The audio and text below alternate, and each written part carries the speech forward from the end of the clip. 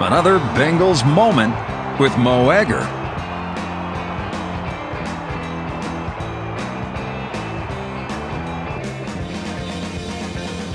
All right, welcome into another Bengals moment on 700WLW.com and ESPN1530.com. My name is Mo Egger. The Bengals won on Sunday, as you know by now, 23-20 over the Buffalo Bills at Paul Brown Stadium. Cincinnati now 2-2.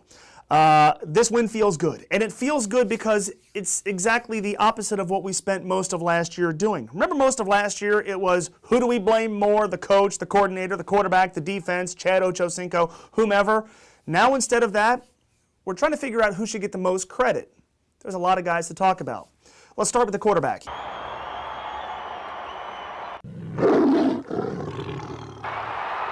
Andy Dalton in the first half was atrocious. Matter of fact, Andy Dalton in the first half made me want to kill myself. But Andy Dalton in the second half was incredible. Not only with his arm, but with his legs. Making the kind of throws that I don't know that Carson Palmer a year ago makes, and engineering a last-minute drive to put the team in position to win that elite quarterbacks often do. You've got to look at A.J. Green. A.J. Green's leaping 40-yard catch, A, the catch of the year so far, B, completely swung the momentum of the game. Jermaine Gresham, big. You cannot help but think about the possibilities for Jermaine in this offense if utilized correctly, and it looks like Jay Gruden knows how to use his tight end. And how about Cedric Benson? How about not only Cedric Benson, but Jay Gruden's insistence on using him? I watched the second half, and I couldn't help but think, if Bob Bratkowski was still calling the plays, would Cedric be used in the second half? He ripped off the kind of runs that slowly changed the momentum of the game. The Bengals did not get away from Cedric. They did not get away from what they're supposed to do well offensively, and the results are there. Mike Nugent's 42-yard field goal. You felt good about him taking the field. And how about this defense? Look, there's not a superstar. They have a ways to go. There are some question marks. They can't play the way they did in Denver. But to hold the NFL's highest scoring team to just 13 points, remember 7 Buffalo points came on an interception, and to hold Ryan Fitzpatrick to a passer rating in the 60s and under 200 yards, that's a pretty good day. It's kind of a no-name defense. It's a defense that doesn't really seem to care who gets the credit, just that somebody makes the stop. Mike Zimmer, his staff, and Marvin Lewis too, are doing a really good job with this unit, even though they're not getting a lot of pub, even though they've played teams that don't have good offenses. You can't help but be pleased with where this unit is right now.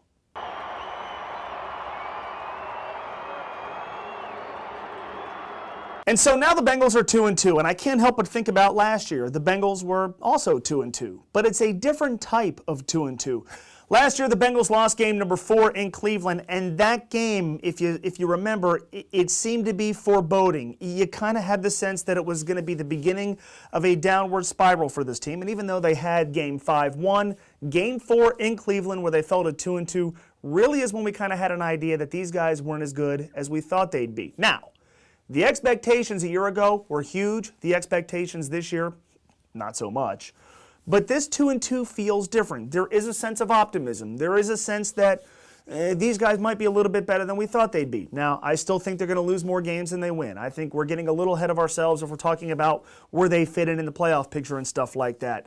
But it's amazing how 2 different 2-2 records can feel completely different. Last year felt dark. This year, bright and sunny.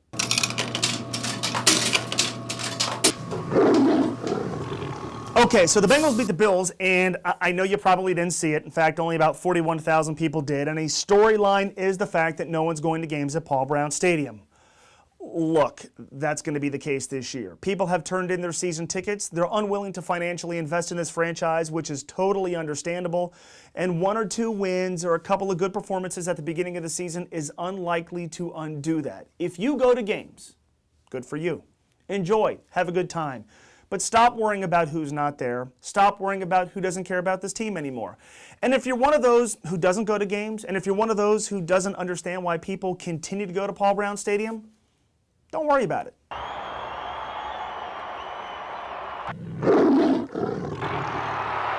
All right, so up next for the Bengals, a road game in Jacksonville against the 1-3 Jaguars. They've lost 3 straight. They are offensively unwatchable, scoring less than 10 points per game. last in the NFL. They have the worst passing offense in the NFL. And rookie quarterback Blaine Gabbert is light years behind Andy Dalton. And let's face it, he doesn't have the weapons that Dalton has in a guy like A.J. Green and players like Jermaine Gresham. So this is the type of game, yes, on the road, that if the Bengals are going to compete in the big picture, if they're going to make it interesting in a month, they've got to win games like this. Bengals have a little bit of an opportunity here, and it's kind of one they usually blow, but at Jacksonville, the Colts without Peyton Manning here, then a bye week. It's not inconceivable, and it might have seemed this way at the beginning of the season and certainly before the Buffalo game, that this team could be 4-2 heading into the bye before they've played either the Steelers, who right now have a hobbled Ben Roethlisberger, or the Ravens, who do have some offensive issues. They've got a bit of a chance here. They've got to win on Sunday. Must win?